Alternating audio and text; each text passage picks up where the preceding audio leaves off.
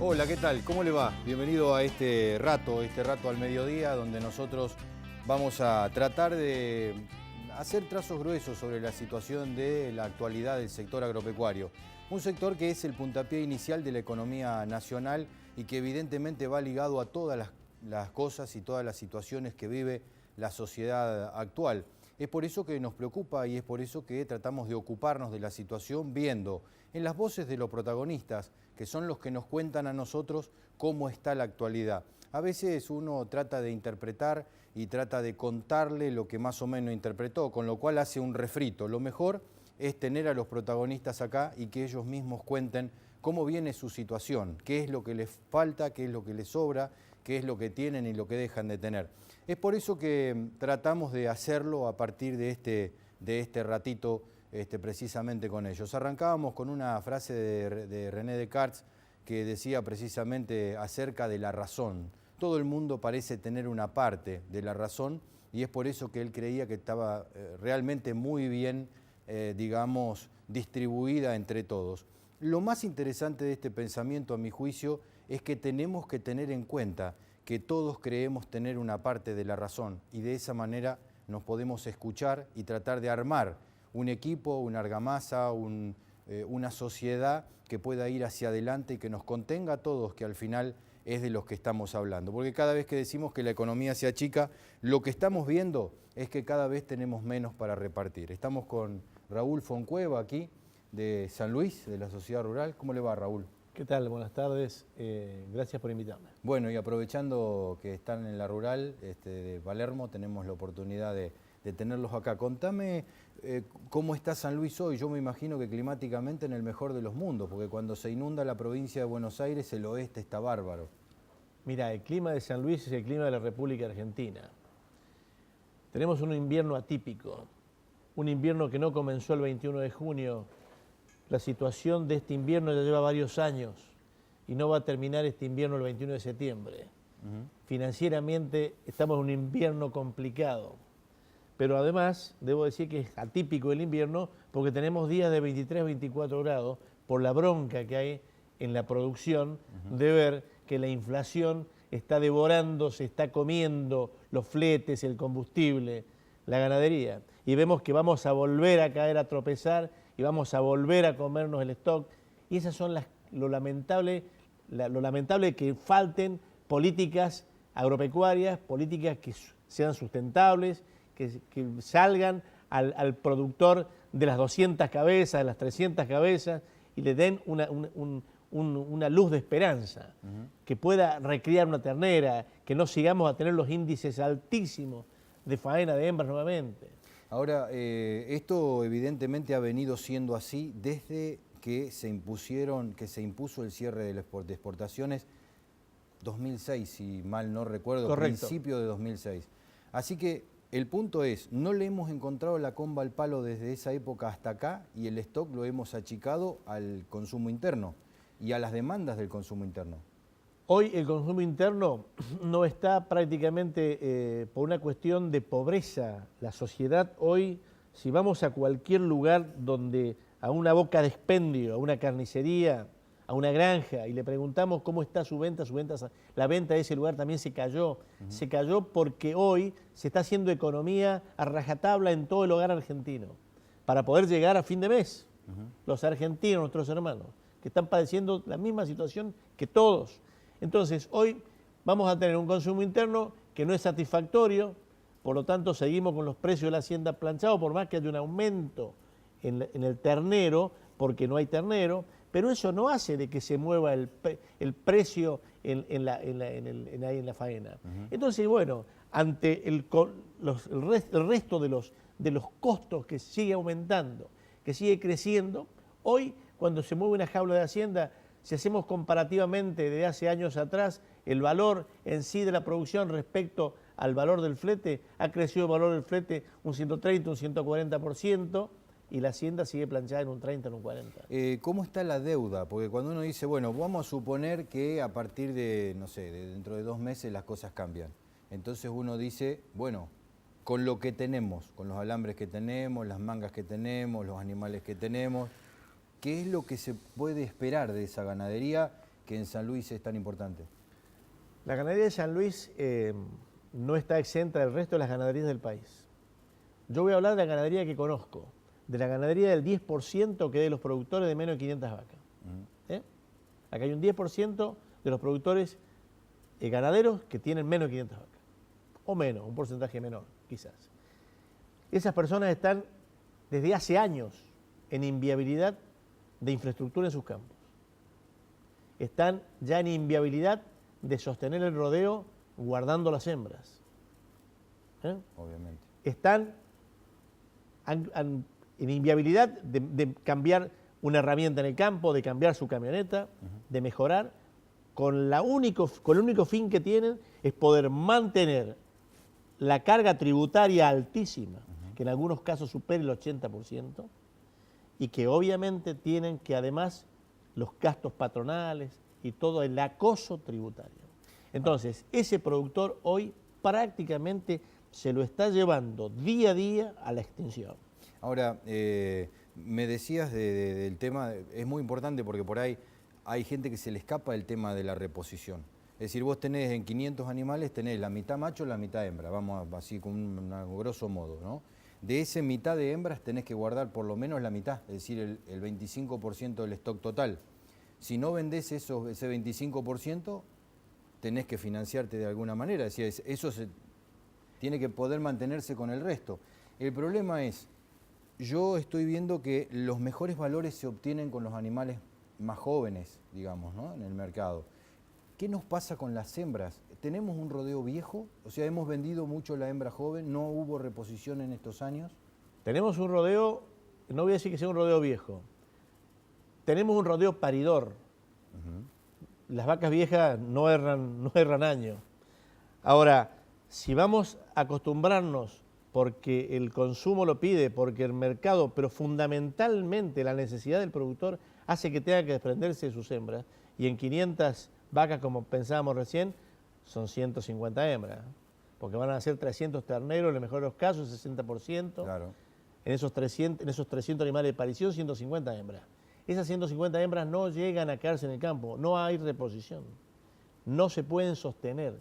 Esa es la realidad de la ganadería, pero de San Luis, de Entre Ríos, de La Rioja, de la Argentina. Está bien. Y recién hablábamos de que son el 60%. Entonces, muchas veces nos dicen los técnicos, lo que tenemos que hacer es obtener más cantidad de animales. Perfecto. Es decir, un destete que sea un porcentaje más alto, es decir, un 80% de parición.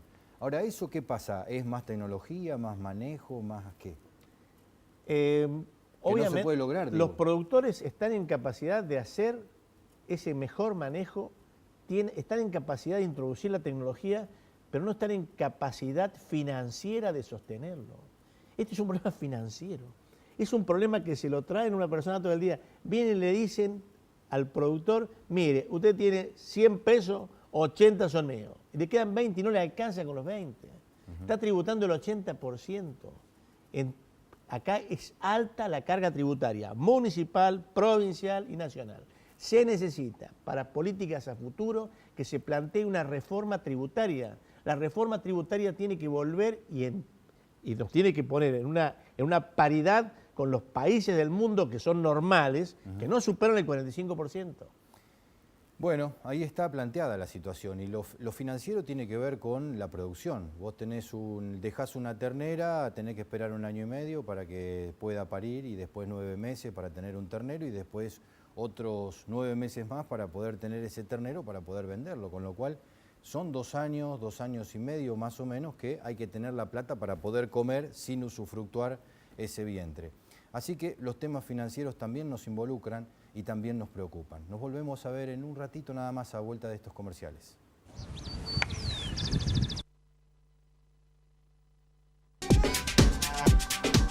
Auspicia este programa el Mercado a Término de Buenos Aires.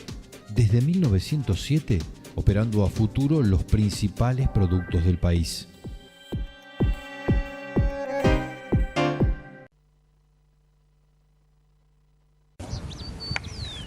Bueno, ahí estuvimos repasando lo que está sucediendo en el oeste, digamos, la parte, digamos, más ganadera de la Argentina, el cordón que bordea toda la zona productiva.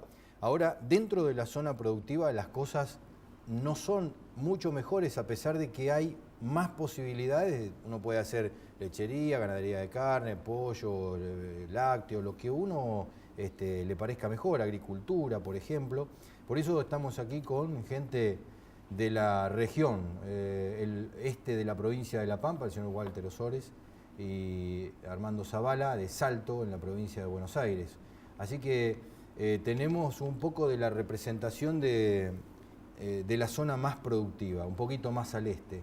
Walter, ¿cómo está la cuestión ahí en ese borde, en esa zona entre las peores y las mejores, que es la zona de Uriburu, de Quemú Quemú, en la provincia de La Pampa, Miguel Riglos? ¿Cómo está la cosa, teniendo en cuenta que ha llovido en épocas que no llueve, digamos, ¿no?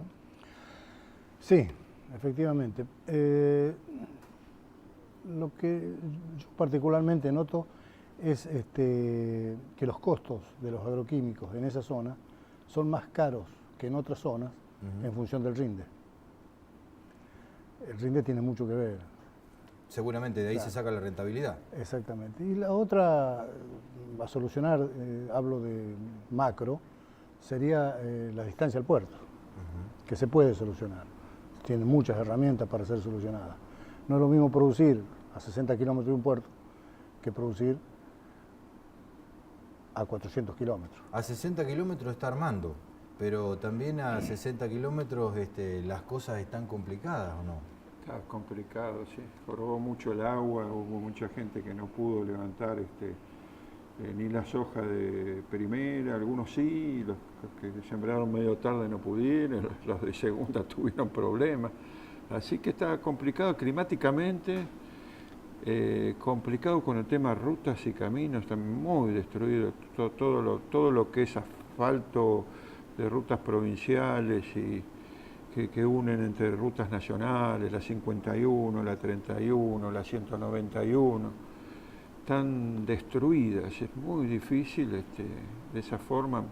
Y si le sumás la inseguridad a los robos, creo que tenemos el cartón lleno. Una inseguridad que se vive en todos lados, pero uno le teme más a la imposibilidad de saber qué mercado va a tener, no ya para la ganadería, que son 2 años, como decíamos hoy, sino para la agricultura, que son 6 meses. Así que, ¿qué ha pasado con la campaña de la FINA? La Pampa es una campaña donde el sudeste de la provincia de La Pampa y el centro son zonas trigueras. Claro, hay una incertidumbre muy grande para la venta. Ya está reflejado en los mercados, creo que hay un remanente que están haciendo un peso en contra.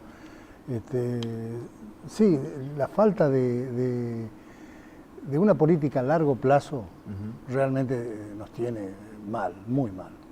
O sea, lo que hace falta acá justamente son políticas a largo plazo y estamos perdiendo... Cuando hablamos de política a largo plazo, ¿en qué pensamos? ¿En qué pensamos? Que podamos, no solo en el campo, en cualquier actividad argentina poder planificar. Poder llegar a planificar a largo... Lo que pasa es que tenemos una inflación que no nos deja planificar. Y nos dejan, y después salen con cosas como el chip, con cosas con incertidumbres que empiezan a aparecer, que aparecieron desde el 2008 hasta ahora, que lo hacen después que uno planificó. Entonces tiene que rebobinar todo lo que hizo y volver a acomodar las cosas, los números, y se vuelve algo bastante engorroso poder trabajar en ese aspecto. No hay claridad, el negocio se transformó en algo que hay que esperar qué hace esta gente. Está bien. El negocio en la zona de Salto y un poquito más yendo hacia el Paraná, San Pedro... El trigo desapareció. El trigo desapareció, pero te pregunto por otra economía regional como era las chacras, las naranjas, la fruta. Y mucho de eso está desapareciendo por el tema de la mano de obra y por el tema de los planes sociales.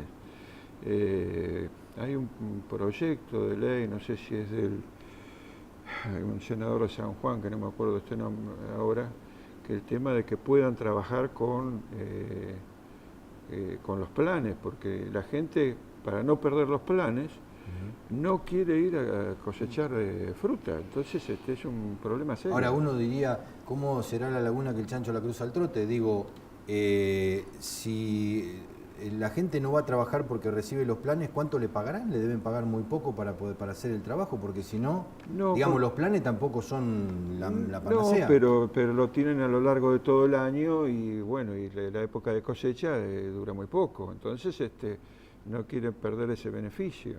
Y eso genera un problema serio, no solamente para la parte frutícola, sino en momentos de campaña de cosecha gruesa, soja o maíz, o lo que vos quieras, que necesitas una persona más, no la conseguís. La zona pampeana ha estado, como está en el límite de la zona agrícola y muchos productores se han deshecho de sus vacas para hacer agricultura, en estos años ha sufrido bastante en el tema rentabilidad. ¿Hay plata? ¿El productor tiene plata propia para encarar la próxima campaña de la gruesa o está librado a lo que el banco le pida para el financiamiento? Sí, no tengo una impresión muy clara en ese sentido, pero siempre el productor de un modo o de otro se la fue arreglando, pidiendo, ya sea al banco, sea al acopiador, haciendo canje, siempre se la rebuscó porque es una zona, como usted está diciendo, es periférica al núcleo. Pero volviendo un poquito a lo anterior, en los pueblos ha causado algo bastante bromado el tema de no poder producir nuevos peones. El peón ya no peones como antes, con orgullo de salir a trabajar, de arreglar un alambrado, de hacer las cosas con responsabilidad, ya no hay, porque justamente tiene otro incentivo. Y va a costar mucho revertir esto. Va a costar, no sé, capaz que otra generación.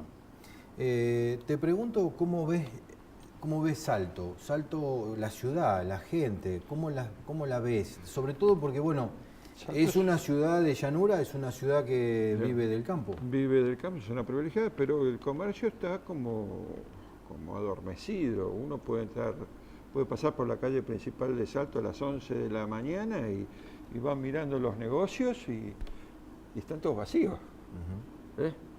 Salvo si no es a lo mejor alguna ferretería, una cosa puntual, pero todo lo que no es muy necesario están vacíos el comercio. Se ha frenado con el tema del impuesto automotor toda la venta de camionetas. Estaba hablando el otro día con el dueño de una concesionaria y dice que no puede vender una camioneta que vale 480.000, 500.000 pesos, le han frenado todas las ventas. Y bueno, eso, el tema del campo, el tema de las retenciones, el tema de las trabas, el tema de que no sabes qué regla de juego vas a tener dentro de 10 días o 15 días, hace que el productor, si tiene un peso, lo guarda o no vende porque es una mercadería que cotiza si hay una inflación. Bueno, acá estamos tratando de ver qué es lo que sucede para explicar lo que nos pasa en la ciudad, lo que pasa en Góndola, lo que pasa con la indigencia y la pobreza en las ciudades. Nos vemos a la vuelta de los próximos comerciales.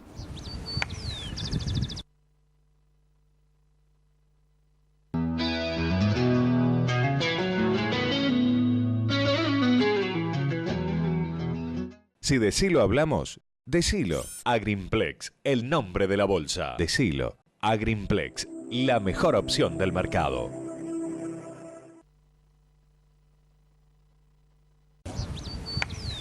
Bueno, ahí estamos. Vamos cerrando, tratando de hacer un resumen y de meter en caja todo lo que nos han contado. Cuando uno hace un repaso, estuvimos en San Luis, en La Pampa, en el norte de la provincia de Buenos Aires. Lugares disímiles, podríamos decir, desde lo productivo hasta lo agroecológico, pasando por la superficie absolutamente diferente, pero muchas cosas en común, todo lo que tiene que ver con esa falta de perspectiva. A veces tengo la sensación de que solemos confundir como sociedad, como Estado, que el Estado somos nosotros, intervención con regulación. Regulación es de reglas, intervención es una cuestión estertórica. Entonces, eso hace que no tengamos una previsión de qué es lo que nos va a pasar en el futuro. Lo tenemos a Juan Pedro Mervilá aquí, el presidente más joven de CARVAP, una de las asociaciones más fuertes y más antiguas del país, de Buenos Aires y La Pampa. Sí, el que hoy está acá es el padre, casi el abuelo de aquel que fui. Pero 32 años tenías, ¿no? Sí, 33 más o menos por ahí. Sí. Así es. Bueno, Juan Pedro, ¿cómo estás viendo la actualidad? Cuando nos juntamos hablamos un poquito menos de campo y un poquito más de sociedad, un poquito más de institución, que es lo que de repente me parece que es lo central, lo básico, los cimientos de lo que después tenemos arriba. Yo lo estoy viendo muy mal. Veo mal todo. La verdad es que no es pesimismo, es una... Siempre, vos me conocés muy bien, he tratado de ejercer un análisis crítico. Veo muy mal lo más elemental que es la sociedad. Porque lo primero que hacemos es criticar y con razón procesos gubernamentales como el actual. Vos sabés que yo he sostenido desde el año 2005, que hice un pequeño ensayo de filosofía política, 2005, califiqué desde el punto de vista de la ciencia política a este proceso gubernamental que todavía tenemos como un proyecto totalitario. Desde el punto de vista de la ciencia política, no tenía nada que ver con una cuestión ideológica, era un análisis de la concepción que tenían del poder y del Estado, y bueno, la han consolidado y la han demostrado hasta el cansancio y la van a seguir hasta el final. ¿Y ese totalitarismo nos trae la violencia que hoy vivimos en la calle? Es una de las cosas. El totalitarismo en realidad es una idea que consiste en lo siguiente, sobre todo el totalitarismo que en la Argentina más ha calado y que este gobierno tiene, que no es ni el totalitarismo comunista de la Rusia del comunismo práctico, originalmente teoría marxista-leninista, pero después comunismo práctico, ni el totalitarismo de Hitler, del nazismo. Este es el fascismo. El modelo argentino es un modelo fascista y este gobierno lo ¿De qué hablamos encarna cuando hablamos de fascismo? Porque, Fascismo a ver, quiere yo decir tengo lo 47 años Sí. y cuando yo tenía 17, que recién empezábamos a vivir, tenía apenas un poquito, eran los Sí. 80, con lo cual el fascismo, si no está en los libros, no está. ¿Qué es el fascismo? Mira, a ver, lo más rápidamente posible, y como diferencia con los otros, tanto el comunismo como el nazismo eran primero teorías, después doctrinas, finalmente dogmas, en torno al cual se hizo un grupo de poder que armó un partido hasta que el partido logró, no importa si unos de manera violenta, lo que fuere, pero logró llegar al Estado. La concepción es A la que administración del Estado. sí, al Estado. Se hicieron dueños del Estado, pero a partir del partido y de la ideología. Es decir, que el Estado es la herramienta del partido, que es el que corporativiza o cristaliza la ideología. En el fascismo es al revés. En el fascismo, el objetivo es alcanzar el Estado, coparlo, cooptarlo. Y a partir del Estado, una vez que el gobierno, en vez de ser una simple administración del Estado, administrándolo en realidad se hace dueño, ocupa los lugares principales, impone sus reglas de juego, usa todos los mecanismos de poder, se impone en la totalidad de la sociedad. El totalitarismo viene de total. Sí, sí, sí. Entonces la concepción es que el Estado tiene que ser el que regula todo, el que controla todo, el que vigila todo, el que arbitra todo. No tiene necesariamente que imponer una ideología. Es más, suele ser ideológicamente, como es este gobierno, absolutamente ecléctico y sobre todo salvajemente pragmático. Son capitalistas cuando les conviene, prebendarios cuando les conviene, populistas cuando les conviene. Son herramientas. Entonces la concepción es llegar al Estado. Y esta gente llegó al Estado así. No nos olvidemos que Néstor Kirchner salió segundo en una elección. Llegó sin poder propio. Yo me acuerdo que se decía al principio qué capacidad de construcción de poder que tiene. No es verdad, no es verdad. Desde el punto de vista de la ciencia política, no es verdad. Él no construyó poder, él concentró poder, que es distinto. El kirchnerismo es una versión particular de ese tipo de totalitarismo, de raíz fascista, con una ideología más que discutible en todos sus aspectos, aunque este se presente más con ideas pseudo-progresistas, pero en realidad no es la ideología lo principal, sino la concepción es alcanzar el poder del Estado, usar el poder del Estado para conservarlo, aumentarlo y controlar desde el Estado la totalidad de la sociedad. Ahora, Perdón, sí. una diferencia. Dale. Los líderes o los que llegan a la suma del poder en este tipo de movimientos no tienen ni siquiera intención de liderazgo, tienen intención de jefatura, que es muy diferente. No tienen el amor, la admiración, la simpatía, la empatía de un pueblo, sino que tienen la sumisión, porque con sus mecanismos de poder dan, quitan, someten, castigan, premian y con eso controlan la totalidad del poder del Te Estado. hago esta referencia. Venimos en una democracia joven, chiquita, porque Sí. tenemos 4 presidentes, digamos, Así es. electos, ¿no? Ahora, del militarismo, digamos así, Sí. a aquí y de aquí a una democracia mejor, ¿cuál sería el próximo paso? ¿Qué es lo que deberíamos hacer? ¿Qué es lo que deberíamos encontrar? Lo deberíamos estar haciendo y a mí lo que me preocupa es que de aquellos gobiernos también totalitarios con otras características y autoritarios como han sido los gobiernos militares, de la democracia que iniciamos hacia acá, yo lamentablemente lo que veo es que hemos retrocedido en lugar de avanzar hacia lo que debiéramos ser. Primero, la Argentina es una democracia regulada. Todos estos mecanismos plebiscitarios, de consultas y demás son democracias directas que para la Argentina no es democracia, es hasta antidemocrático. Es regulada. ¿Regulada cómo? Como una forma de república.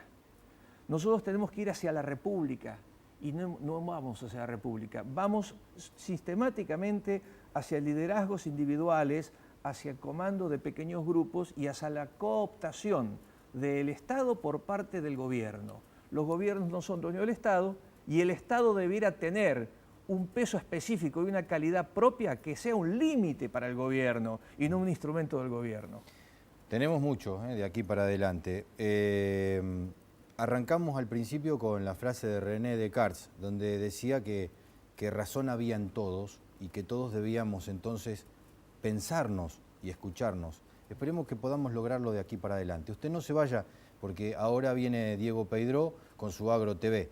Nosotros nos volvemos a encontrar en esta misma esquina, a esta misma hora y en este canal, la próxima semana.